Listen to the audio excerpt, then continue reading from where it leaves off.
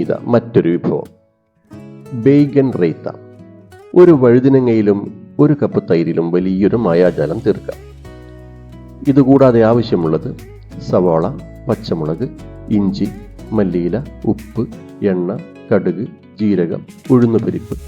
ഈ ഉഴുന്നുപരിപ്പ് റൈത്തയുടെ സൗന്ദര്യം വർദ്ധിപ്പിക്കാനുള്ളതാണ് കേട്ടോ, ഒപ്പം രുചിയും. പിന്നെ വറ്റൽമുളകും കറിവേപ്പിലയും, ആവശ്യമെങ്കിൽ ഒരു നുള്ളു കായപ്പൊടി. വഴുതനങ്ങയെ നല്ലപോലെ കുളിപ്പിച്ച് ചെറിയ കഷ്ണങ്ങളാക്കി മുറിക്കുക.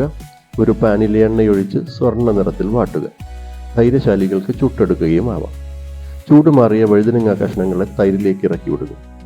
അരിഞ്ഞു വെച്ച സവാള, പച്ചമുളക്, ചതച്ച ഇഞ്ചി, മല്ലിയില, ആവശ്യത്തിന് ഉപ്പ് എല്ലാം ചേർത്ത് ഒറ്റ ഇളക്കൽ. കടുക് പൊട്ടിച്ച് കൂടെ തുള്ളാൻ ഉഴുന്ന്, പരിപ്പ്, ജീരകം, വറ്റൽമുളക്, കറിവേപ്പില, കായപ്പൊടി എന്നിവയെല്ലാം കൂടി ചേർത്ത് ഒരൊറ്റ താളിപ്പ്. ഈ താളിപ്പ് നേരെ തൈരിലേക്ക്. Raita super star ready. ആരും ചോദിക്കില്ല എത്ര കഴിച്ചെന്ന്, എന്തിൻ്റെ കൂടെ കഴിച്ചെന്ന്. ബിരിയാണിയുടെ കൂടെ വേണമെങ്കിൽ കഴിച്ചോളൂ.